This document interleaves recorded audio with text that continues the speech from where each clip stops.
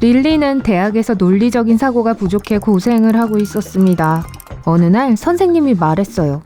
마지막 수수께끼를 하나 내줄게. 만약 내가 낙제한다면 널 학교에서 쫓아내겠어.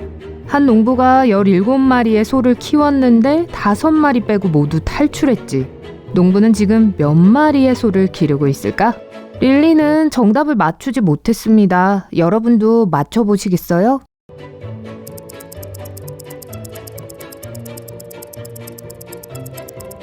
수수께끼에는 5마리만 빼고 모두 탈출했다고 했죠. 그러니까 소 5마리를 제외한 나머지가 모두 탈출했습니다.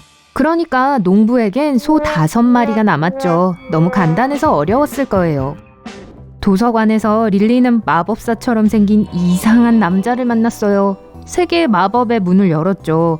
하지만 이 중 하나만이 안전한 문입니다. 첫 번째 포탈은 거대한 블랙홀로 들어갑니다. 두 번째 포탈은 릴리를 9999년으로 데려갈 겁니다. 그리고 세 번째 포탈은 유령의 무리를 만나게 해줄 거예요.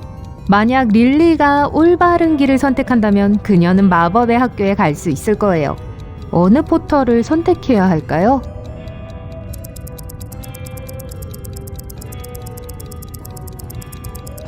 세 번째입니다. 유령은 무서울 수는 있지만 보통 위험하지 않아요. 하지만 처음 두 문은 너무 위험하죠.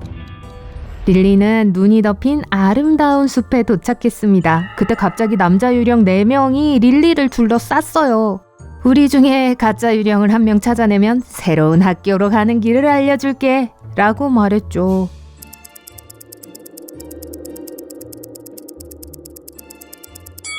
여기 있네요. 유령은 숨을 쉬지 않아요.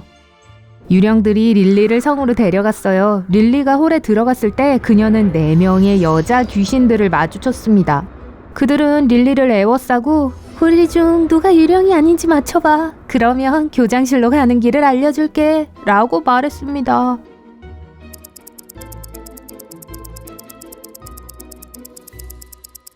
눈치채셨나요? 이 여자에겐 그림자가 있어요. 릴리는 교장실에 들어갔습니다. 그리고 그곳에서 유령 5을 발견했어요. 이들은 릴리에게 같은 수수께끼를 냈고 릴리가 맞추면 비밀의 문을 보여주기로 약속했습니다. 가짜를 찾아내 보시겠어요?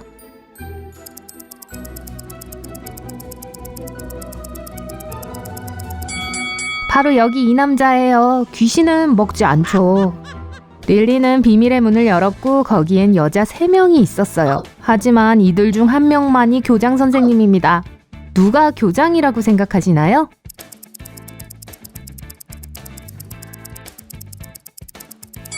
두 번째 분이에요. 자켓이 교장 선생님 의자에 걸려있네요. 교장 선생님은 릴리를 맞이하고 바로 수수께끼를 풀어보라고 했어요. 2개의 선반에는 물약이 2줄 있습니다. 릴리는 맨 윗줄에 한 병만 이동시켜서 맨 아랫줄에 있는 병들과 같은 순서가 되도록 만들어야 해요. 릴리를 도와줄 수 있으시겠어요?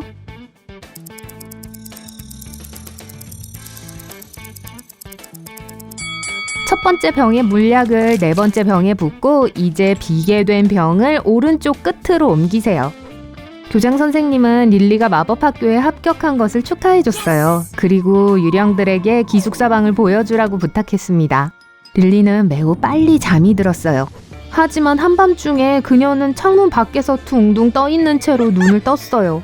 2 학생이 릴리에게 환영의 장난을 친 거예요. 릴리는 성 지붕에 다다르게 되었습니다. 복면을 쓴 2 학생은 이 수수께끼를 맞히면 풀어줄게 라고 말했습니다. 가로줄에 개구리가 4마리, 세로줄에 개구리가 5마리 있습니다. 릴리는 한 줄에 개구리가 5마리가 되도록 개구리를 1마리만 움직이면 됩니다. 릴리를 도와주시겠어요?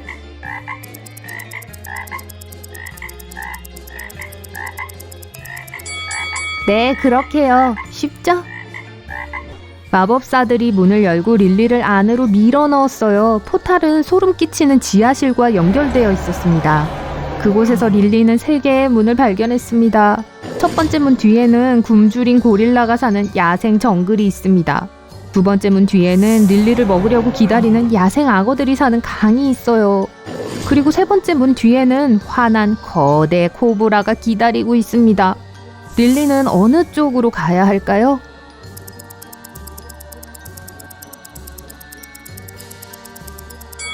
첫 번째 문을 골라야 해요. 이 바나나들로 고릴라의 주의를 끌 수 있어요. 다음 날 아침 릴리는 첫 수업에 갔습니다. 하지만 누군가 문을 잠갔어요. 릴리는 문을 밀었고 화면에서 수수께끼를 발견했습니다. 여기에서 이상한 점을 찾으면 들여보내줄게 라고 적혀 있었습니다. 보이시나요?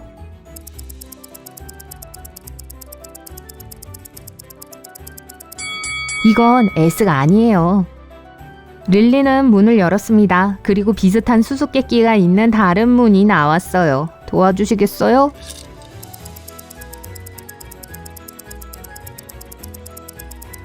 이 글자는 여기 속하지 않네요.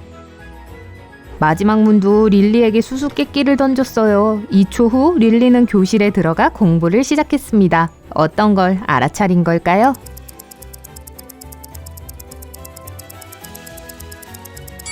바로 이거예요.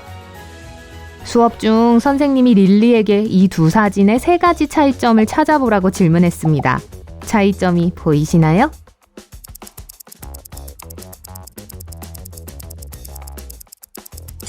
네, 바로 이거예요. 이 그림들은 어때요? 3가지 차이점이 보이시나요?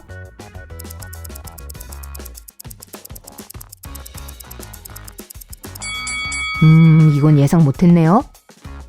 릴리가 3가지 차이점을 찾게 도와주시겠어요?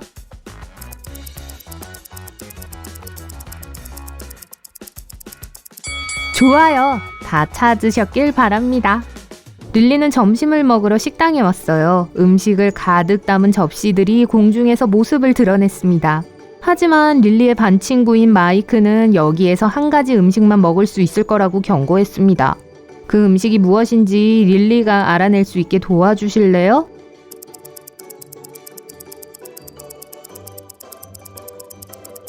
맛있어 보이는 이 스파게티에는 녹슨 못이 들어 있습니다. 이 음식은 진짜도 아니에요. 한번 보세요. 투명하잖아요. 이 샐러드에는 벌레가 들어 있습니다. 그리고 이 타코는 꽤 맛있어 보이네요. 점심 식사 후 릴리는 식물학 수업을 들었습니다. 선생님은 특별한 치료약을 만들기 위해 정원의 사과나무 한 그루의 과일을 따러 갔어요. 이 나무에는 18개의 가지가 있습니다. 각 지점에는 또 14개의 가지가 정확히 달려 있고요. 각 가지에는 또 7개의 잔가지가 달려 있습니다. 그리고 나뭇가지에는 각각 과일이 2개씩 달려 있고요. 그러면 선생님은 오렌지를 몇 개나 딸 수 있을까요? 릴리는 즉시 정답을 맞췄습니다. 맞춰보시겠어요?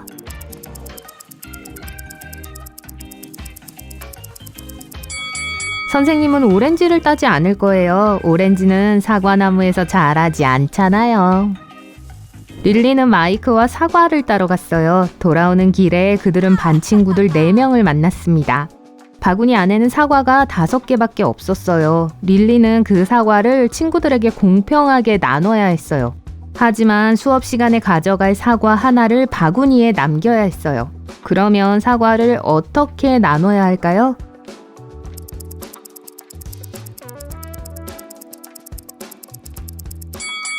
반 친구들에게 사과 4개를 주고 마이크에게 바구니에 든 나머지 사과 1개를 줄 수 있어요. 그리고 나서 마이크와 함께 수업에 걸어가면 돼요. 저녁에 릴리는 뒤뜰에서 자신의 룸메이트 중 한 명이 의식이 없는 것을 발견했어요. 교장은 용의자 3명을 신문했습니다. 마이크는 일찍 잠자리에 들었는데 큰 소리에 잠에서 깼다고 해요. 레아는 제일 좋아하는 프로그램을 보고 있었어요. 밖으로는 전혀 나가지 않았다고 합니다.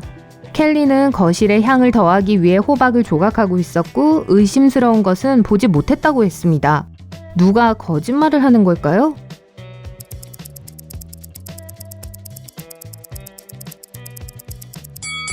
켈리가 거짓말을 하는 것 같아요. 방에 장식도 안 되어 있고 호박도 아직 안 끝났네요. 다음 날 릴리는 옷장을 열었고 제일 좋아하는 드레스가 없어진 것을 발견했습니다. 릴리는 룸메이트 3명과 얘기를 나눴어요. 레아는 오전 내내 도서관에 있었다고 했어요. 켈리는 비밀 데이트 중이었다고 고백했어요. 그리고 바네사는 인간 세상의 모든 옷을 경멸한다고 했어요. 릴리는 전혀 감을 잡지 못하고 있어요. 누가 거짓말을 하는 걸까요?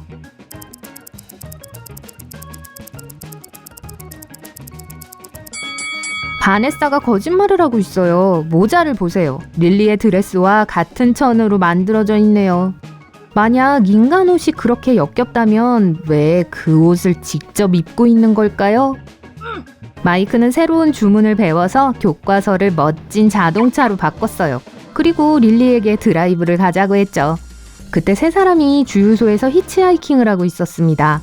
모두 의심스러워 보였어요. 릴리와 마이크는 누구를 태워줘야 할까요?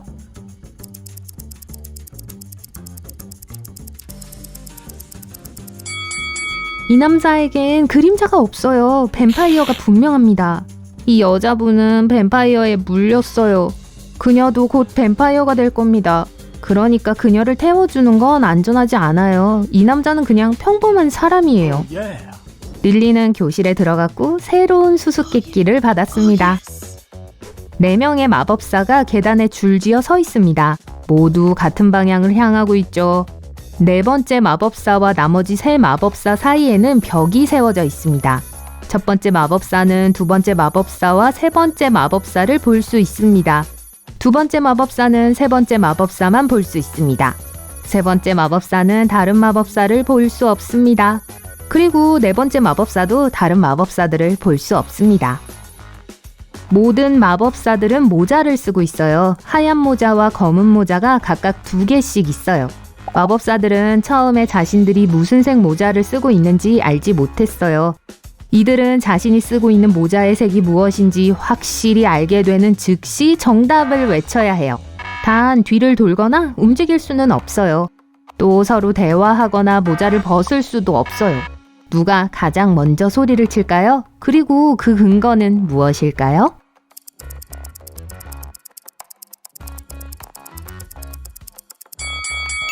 시간이 지나면 두 번째 마법사가 정답을 외칠 거예요. 이유는 다음과 같습니다. 세 번째, 네 번째 마법사는 다른 사람들의 모자를 볼 수 없습니다. 첫 번째 마법사는 하얀 모자와 검은 모자를 보고 자신의 모자가 검은색 또는 흰색일 수 있다는 걸 알 겁니다. 두 번째 마법사는 검은 모자 하나가 보일 겁니다. 만약 그가 검은 모자를 쓰고 있다면 첫 번째 마법사는 분명 하얀 모자를 쓰고 있을 것입니다. 하지만 첫 번째 마법사가 정답을 외치지 않았기 때문에 두 번째 마법사는 자신이 하얀 모자를 쓰고 있었다고 결론 지었습니다. 릴리, 마이크, 레아 그리고 메이스는 마이크의 방에서 성공적인 시험 통과를 축하하는 파티를 하고 있었어요. 다음날 그들은 마이크가 의식을 잃은 것을 발견했습니다. 이들 중 누구도 마이크에게 무슨 일이 일어났는지 알지 못했습니다. 교장 선생님이 나타났을 때 그녀는 마이크의 달력 옆에 있는 쪽지를 보았습니다. 3, 4, 9, 10, 11이라고 적혀 있었어요. 바로 그 순간 교장은 범인을 알았어요. 여러분은 어떠신가요?